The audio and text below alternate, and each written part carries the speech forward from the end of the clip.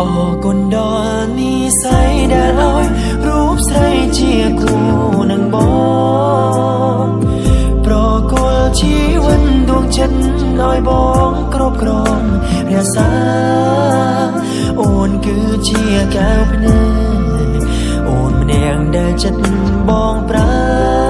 ថ្នាសូមសងសច្ចា